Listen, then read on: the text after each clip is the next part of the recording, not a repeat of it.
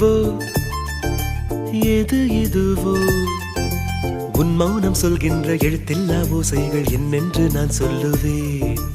இது அதுவோ இது அதுவோ சொல்லாத சொல்லுக்கு இல்லாத வார்த்தைக்கு ஏதேது அர்த்தங்களே.